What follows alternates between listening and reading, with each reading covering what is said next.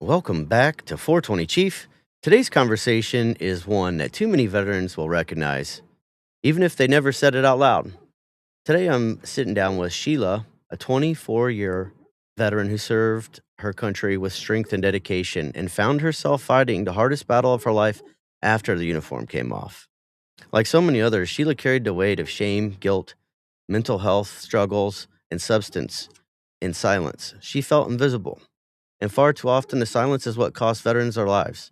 We still lose an estimated 22 veterans a day. We know that number to be much higher, but that is the number that's recognized. So we bring awareness in everything we do to that. In this episode, Sheila talks to us about what nearly broke her, how peer support and plant medicine helped save her life, and how having the right people in the room can change everything. This isn't just a story, it's a reminder that healing is possible, and nobody has to go about this all alone. With that said, welcome in, Sheila. Hi, everyone. Howdy, how are you today? I'm doing good. It's a little cold here in Jersey. I'm sure the same with you. Yeah, I think you all got a little bit more snow than I did. Mine melted away, and it's just a little chilly at this point. Yeah, we got like 8 inches of snow. Well, I'm going to dive right in. Do you want to tell us a little bit about you before your service? So before my service, I was definitely into sports. Sports is what kept me out of trouble in high school. Although I still managed to get in trouble in between those sports. um, I fought a lot in high school. But one thing I didn't do a lot in high school, I didn't drink. I was more of a pothead. Okay. What sports And were you playing in high school? when I guess like What sports were they? What was your favorite my favorite plant. sport? Oh, sport. I guess I did softball. I ran cross country, basketball, and I did softball, but softball was my sport. What position did you play? Second base. Nice. I was Yeah. third base on our high school baseball team, and I wanted shortstop because I was good, but they liked my throw from third to first. And I was like the shortest dude on the team, and I was mind blown that nobody else wanted to make that throw. But now that I'm old, outfield's where it's at. Yeah, I liked second base. It was quiet a lot. Yeah, that's good for your thighs, that infield work, because you stay down on your toes, you gotta be quick, and you gotta have that situational awareness of everything. Anyhow, so you smoked pot, you didn't drink a lot. Um, Right. I mean, I recognized young if I drank, I got in trouble. I was a wild person, and drinking just made me wilder. that's a good lesson to learn younger in life, I suppose. So many don't learn until they go to jail. Right. Well, I feel I was heading that way if I didn't join the military. What, drove you to join the military? Can you talk about that? Like, what was going on and what intrigued you about the Army? So I joined the Army National Guard. It was really a recruiter came in, and I had no direction in life. I did not want to go to college, and I thought it was just going to be something I tried. Like, I'll try this out, see how it goes. And I was actually very good at it. And within 2 years, I became AGR, which was Active Guard Reserve. So for 22 out of my 24 years in the National Guard, I was active duty. And I don't know, that straightened me out. Wow, I, that's I was, huge yeah, I was fortune for excelling at what I did. Yeah. You wanna talk a little bit about that? What did you like the most, would you say, if reflecting back on that's an impressive career, 24 years, 22 being active, full-time support. That's a huge portion of your life. As you reflect back on that, what would you say you, enjoyed the most or even missed the most about that time? It was definitely the people. I enjoyed going to work every day. There was always somebody I was excited to see. Um, it was that camaraderie. I did not hate going to work. Yeah, And like, we're in the suck together, in the military, it's like you just kind of accept it, and then everybody in there is, like, in it with you, like, you have that in common all the time, so it's those relationships with the person to your left and your right is really what it becomes about, because those above you, I mean, high enough echelon, you don't even ever get to meet, you don't really know them, the things they say, like, I know when you're junior, don't even make sense, Right. like, Just so tell me to go out to the motor pool, that's all I need to know. Where am I going? give me direction. And I think that's what I liked about it. Like, even in sports in high school, there was direction. I knew what I had to do at my position, when I played sports. And the military was the same. I knew what I had to do in that team to get things done. And that's what I really enjoyed about it. And that carried over to a lot of aspects in my life, even my partnerships, my relationships. I wanted to be a partnership. And I think I got that from the military is we're always helping each other out. We don't leave somebody behind. Yeah, one team, one fight. Right. So the camaraderie, that is one of the biggest things. That actually is the biggest thing that I hear talking to veterans across the nation is that camaraderie, and that's what so many miss. And what I see is a lot of veterans, once they leave service, they go into more of an isolated state. Even myself, I bought land, moved away, stopped talking to people. I even cut out a lot of my family, almost my entire family, and really self-isolated to a point that it was dangerous, you know? Absolutely. Isolating is dangerous. And I did the same. And I mean, you leave the military, everybody has their own lives. You think you're bothering somebody now by asking them to, come out with you and have a drink. Whereas after work, that wasn't a big deal. Yeah, And you see people moving on, people being successful, maybe you're not. And for me anyway, it was the shame and the guilt. And I didn't want to see people and tell them what I was up to. So I yeah. isolated myself. What did you do while you were in isolation? You wanna talk a little bit about that? Like, what did that look like for you at the time? It just looked like drinking. I owned my own house. I had this house to myself, but I stayed in my bedroom and I was getting alcohol delivered to my house. There was a time I didn't leave my house for 2 months. So when I was at my worst, it was during COVID, and I wasn't working, so I was sitting home by myself, isolating. My ex-husband had passed away, and that's when I got really bad. I went to rehab for the first time about 5 days after his funeral. I couldn't get it together, and like nobody was coming around. Like I don't think people knew what to do with me. They assumed because I was a leader, I was taken care of. And but there was no one taking care of me. And I understand it was a hard time for everyone. Everyone was drinking more. Everybody was isolating. People didn't have that outdoor connection. But I really felt all of them from everybody, not just my coworkers, but my family, people that I thought were my friends. Um, it was a pretty tough time. It is, it's really hard, especially when, we're coping with that pain and that loneliness with alcohol, with a bottle, or and sleep, just laying in bed. I can relate with that one, or laying in the bathtub, just feeling like shit. Oh, yeah, and then trying to detox myself was just horrible also because I would never go ask for help. So I would suffer pretty bad. How long did you stay like that, Sheila? Um, for a couple years, I mean, I find myself fortunate that I was in and out pretty quickly. I've always been a heavy drinker. I think with most of the stuff I did, I took it to the extreme, but it would be once a month and I'd get embarrassed. I'd do something that was embarrassing and I'd be able to stop. But as far as the constant drinking every day where I couldn't stop, it was definitely right after my ex-husband passed away and until 2023, August of 2023 is when I got sober. Wow. So that's quite a time, and I'm sorry to hear that about your ex-husband. That just even adds on to that feeling of isolation and feeling of being alone and not really seeing anyone else that understands the pain that you're going through. and it's so difficult. It's so difficult. What happened at that point when you decided this is it? Like, what was going on at that moment? And what did you do to get it out? Like, what walk us through that. So, that was the second time I ended up in the hospital for, suicide.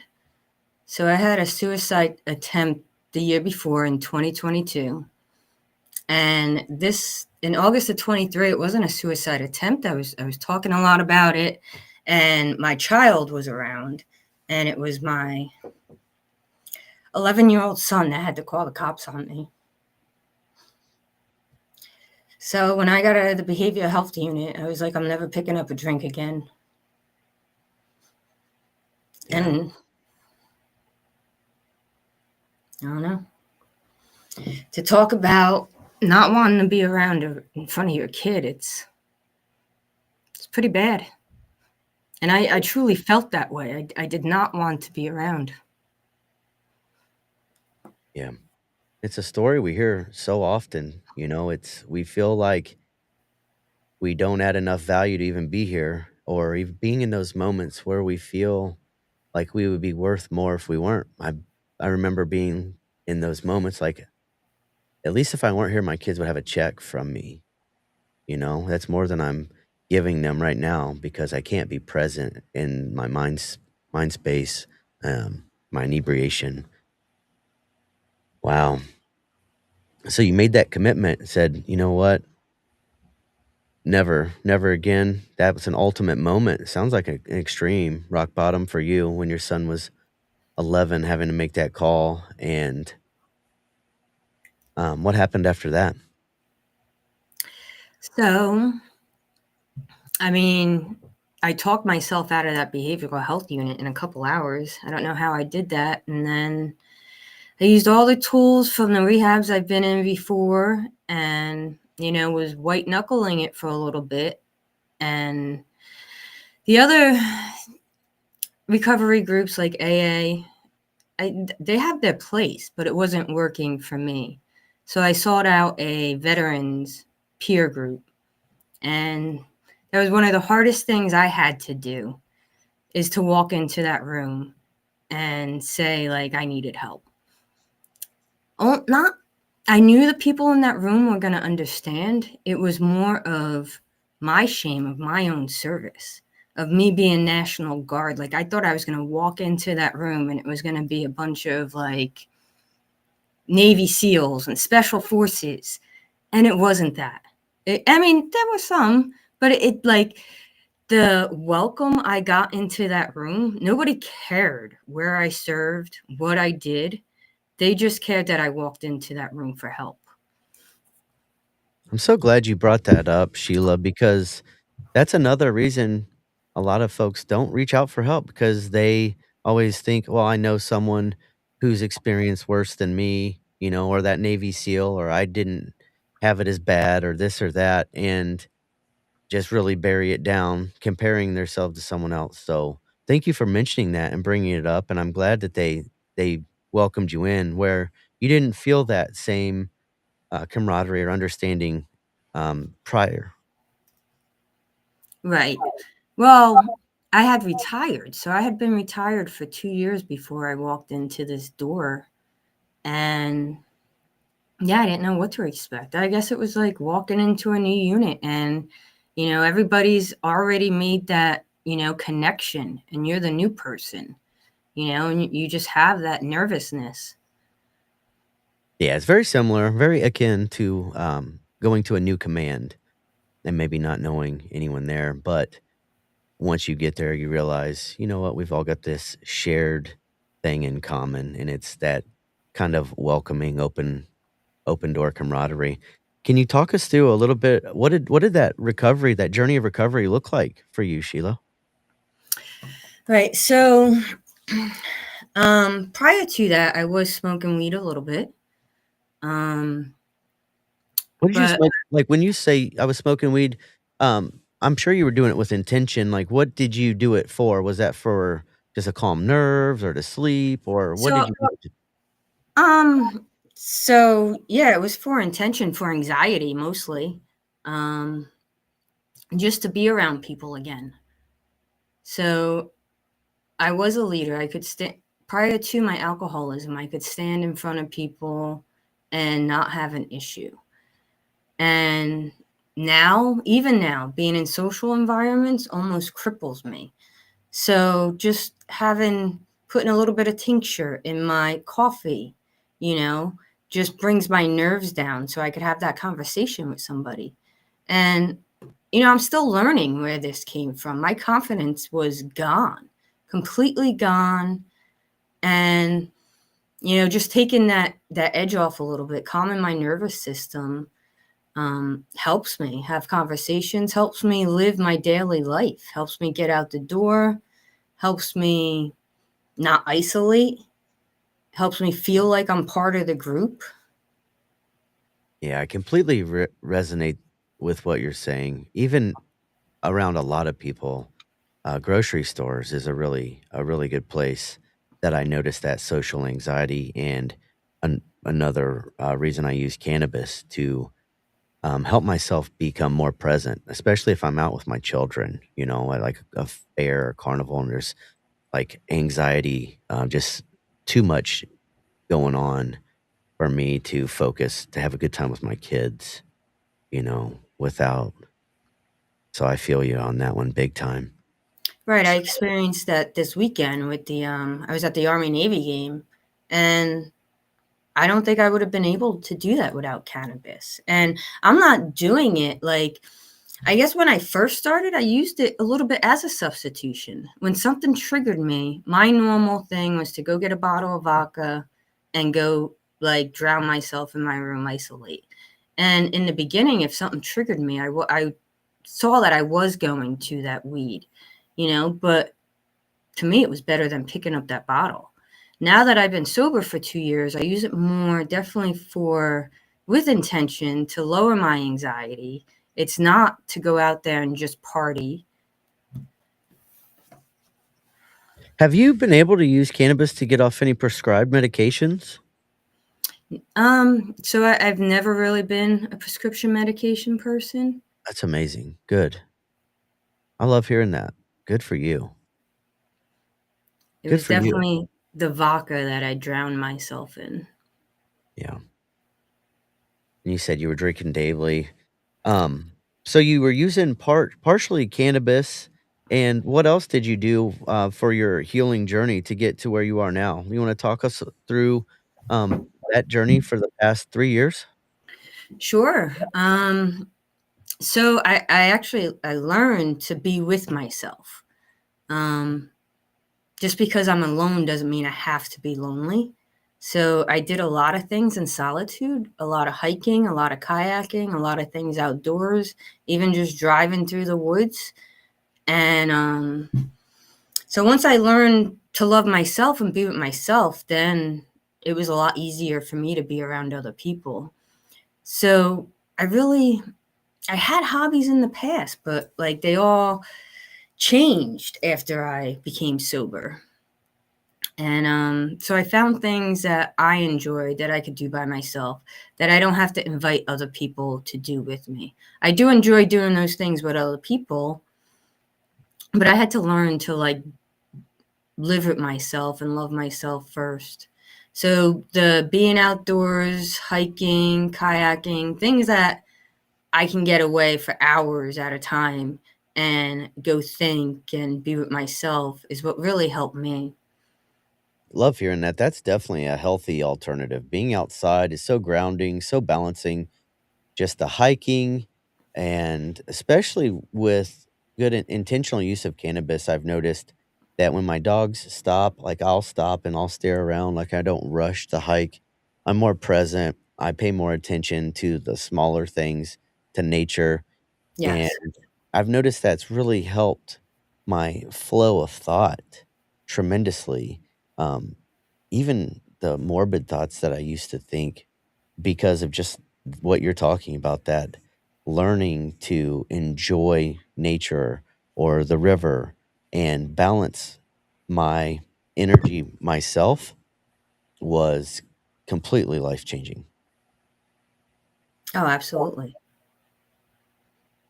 And then in addition to that, I am in therapy, and I have, these veteran peer support meetings that I go to, and I'll seek out veteran events, and go by myself, even if I can't find someone to go with me, because I know once I get there, I am going to be okay. What kind of events do you go to, Sheila? Let's give our listeners some ideas for any of those that might be at home who are themselves maybe struggling with isolation, who may not know that there are veteran events out there that will help them, get out, make some friends in their area, or Right. So by me, there's a lot of nonprofits that like they do coffee meetings. Um, they'll take veterans hiking, take veterans fishing. So I know some of those events, like we're veterans, so they're tied around drinking. They start at breweries, end at breweries. And I'm trying to get myself in there to say, hey, I'm a sober, companion. I'm somebody not drinking, so you can come to this event. And I'm trying to work with nonprofits to advertise that, like to get more veterans that work in recovery or just are in recovery and who will be that companion for somebody who's scared to show up, who's in early recovery. Because I know for me, that was one of the biggest. You see these events and you see everybody drinking. So would I be able to go there and have a good time? And I didn't know if I could until I did it.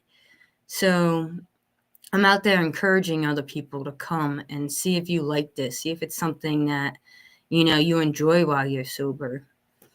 and what specific region are you in, Sheila, for our listeners? I think you're glitching a little bit. Sheila's from New Jersey. It's New Jersey. Yes. Central New Jersey. Central New Jersey. Yeah, there was some chat asking where you were at. So yeah, it's Ocean County, New Jersey. Okay. Yeah, that's amazing, and I love that you are yourself being that sober advocate that's encouraging veterans to come out who may not otherwise have gone out. I've heard a lot of veterans who were scared that or not scared, but didn't wanna go to a VFW because that's what the VFW does is drink, and that's something that I've tried to push out, and I haven't been the most successful yet, but 420 friendly VFW posts. There are some who are like, "I don't care if you do that outside," but they're not comfortable advertising it, and there's a lot of I feel like they're missing out on opportunities of having certain veterans attend a different type of meetup, and having the alcohol-free meetups. I did an interview with a gentleman named Rick Glass who's out in Baltimore area, and that's what he was talking to me about is having these 420 friendly veteran meetup areas. And there is starting to pop up some like virtual posts, but they're not getting recognition and they're not really in person, they're virtual. And so what you're doing is amazing at being that sober advocate to get folks out. For any of our veterans that are listening today, Sheila, what advice would you give them about, trying cannabis? I'd say if you're curious, give it a try. Um, I think you should link up with some veterans that live that lifestyle, because I know it's not for everyone, and I work as a veteran peer recovery specialist, and I wouldn't recommend it for everyone. But anyone who's curious, I talk to them all the time, and I think if you're curious, it might work out for you. And you wanna talk a little bit more about what that means with the your title of work? You don't have to talk about where you work, but what does that mean? Sure. So I work for a nonprofit in Ocean County, and it's called Veteran Peer Services, and I meet veterans where they are. I know there's some other recovery meetings that don't want you smoking pot, don't want you doing other holistic approaches like shrooms and anything like that. I don't have meetings that have that involved, but I mean, I surely recommend it to my veterans who are curious. I'm also working with a nonprofit right now where he is doing recovery cannabis meetings. So you go in there and you're allowed to smoke cannabis. And, we talk about being in recovery from either alcohol or opioids. And that's in North Jersey. So I'm working with him to bring that down to our county, which I plan on working with only veterans. Like, I plan on doing these meetings with veterans to open it up here in New Jersey, because we don't have anything like this in New Jersey either for veterans. Wow. Okay. How many veterans have you worked with in this past year or since you started? So I've only been doing this job for about 6 months. I'd say probably 12. And I work in all aspects with them. Usually there's more than just an addiction. They need housing help, they need help navigating the VA system. And as peers, that's what we do. We don't just focus on one thing. Like, I can get you sober, but that doesn't help when you're being triggered constantly because you don't have a job or you don't have housing and you don't have a support system. So we work with all that. Oh, right. So you have some good resources from the nonprofit to help out the local veterans in your area. Yes, or we know where to get the resources. Yes. Excellent. Is there anything else you would like to talk about on your journey or about your story that you feel like might be important for perhaps another female veteran to hear? No, I think it's just important for us to get out there to let, I know I stayed silent for a long time. I didn't want to let people to know I'm suffering, but, we suffer like everyone else. And it's important for us to get our voices out there. It is. It really is. And it's important to remember you're never truly alone. We talked about that being in isolation, and you talked about that about how you had to learn to enjoy yourself with yourself. And you don't have to have people around, like hiking, kayaking, going on a walk with a dog, I find is absolutely the most therapeutic thing for me a lot of the time. Um, and that doesn't mean to escape my thoughts, but it's a safe place to let the thoughts go and work through it and work through it and in a safe place. And like Sheila said, it is important to reach out. So many times we're scared or we have too much pride or we don't feel like it's that bad. If you are having problems, reach out. You're never really alone. There's always somebody out there, and there's a plethora of resources. Sheila is in New Jersey, Orange County, New Jersey, you said, right? Or Ocean County. Ocean, Ocean County, and that's just one more story. So the more that we can tell these stories, the more we can network and take care of, people, take care of our veterans, because 22 a day is a real crisis. You talked about it. You felt like being one of them, and so many of us do, and that's not gonna change if nothing changes. Action. It takes action. It takes stories like these for other people to hear to say, "Hey, maybe that would maybe that would work for me, or maybe I should talk to somebody." So thank you so much, Sheila, for coming on, agreeing to come on and tell your story, and thank you for what you're doing for veterans in your area. So oftentimes folks say they don't know what to do. Well, start local, start in your community. And you never know who really needs it. You never know who really needs it. There's so many people out there that want to help and are equipped to help. It is taking that first step saying you need it. And no one's going to come rescue you. I sat in my house for a couple of years thinking that. So you do have to take that first step. Yeah, it takes real work, but there's light at the end of the tunnel. You talked about, you just went to the Army Navy game and you took your son to that, right? Yes. Yep. How's your It's always a relationship good with time. always a good time? And you said you guys have made that a tradition now, you and your son? Right. This was our 5th year going. And our relationship is better than ever. I'm very fortunate. I was able to, get control of the alcohol while he was still at somewhat of a young age. And, he lost his father, who was also a veteran. And it's a lot, for him to see me struggle also was, I know, a lot for him. I know as parents, we feel like we put our kids through so much, and I've got 4 children of my own, and it's not perfect, but it takes work every single day, and I'm learning, and I'm doing the best that I can, and I still get triggered sometimes with them, but it's how we respond and how we react, and it takes practice just like anything else. But those relationships are amazing, and they're worth it. And thank you again for sharing your story and for what you're doing. That's I'm proud of you. Oh, thank you. I'm proud of myself.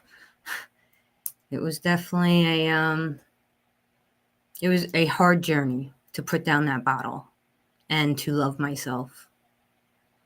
And one of the biggest shames was being a mother. So my parents, had to care for my son for a couple years while I was struggling. And that was shameful. Like, he just lost his father, and as his mother, I should be stepping up, take care of him. But I couldn't. And I had to realize that. I had to realize that I was no good for him at that time.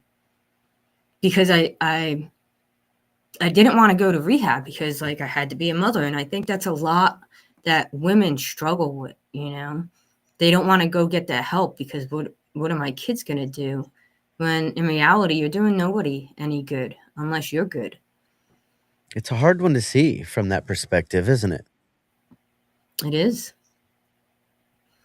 As a woman, like I didn't have that natural mother instinct that I guess a lot of women have. And I struggled with that in the beginning. But then once, I thought I was protecting him. And in reality, I wasn't. I think with anything, even with parenting, it's like anything else. It takes a lot of work. Um, I don't know. As far as coming naturally, I think about that oftentimes with my kids, and it's how I demonstrate my love and support to them while still being the disciplinarian and leading with example. And that's difficult, but it takes practice. It takes your children seeing you a certain way for a certain amount of time before it comes natural. I know when I talked with Ryan Carey, who's Canadian Army, he said that he completely lost his relationship with his daughters. He goes, I didn't do anything to them. He goes, it was my energy. I had to change my energy. And that's how he paid attention to them, how he spent his time with them, not, what he was buying them or whatever, but they could feel that off of him, that authenticity. And that's something I often think about with my daughter. She's so empathetic that I can't come in her room faking anything. She's not going to have it. I have to be authentic with her or it's not going to go well for me. Usually it's like, oh my gosh. So I think it takes that repeated energy, that demonstration, like you mentioned with your military leadership. A deck plate leader is visibly seen, doing the right thing, being the part, looking the part. And there's so much that comes with that. You have to be squared away. You can't be perceived weak. You can't be perceived so many things. And we get so used to people helping us that we can't be perceived as fraternizing if we're looking for help from our seniors or our subordinates. So we get stuck so oftentimes where we feel like we are alone. And it's, again, your story is another one of those that's proof. So, Sheila, I'm going to close this out today. Thank you so much for what you do and you continue to do. And I'll be on the lookout for big things from you in the near future. I appreciate you having me. Thank you. Outstanding. Well, I'm going to close this out. Sheila, I'll bring you right back in, so don't leave just yet. Wow. Thank you again for being here and listening to Sheila's stories. Conversations like this, they matter because veterans are dying every effing day. 22 a day is what we claim. We know it's more than that. Often quietly, often unseen. Sheila's journey's proof. Recovery isn't weakness, it's courage. Peer support, alternative healing, stigma free spaces save lives. That's what Sheila's doing. Being that stigma free battle buddy that's out there saying, hey, you don't want to drink? You don't have to. I'm here to hang. If this episode resonated with you even a little, please share it out. Tag somebody who needs to hear it. Help raise awareness. You never know who's listening in silence and who might finally realize that they're not alone. We're better together. We're never alone.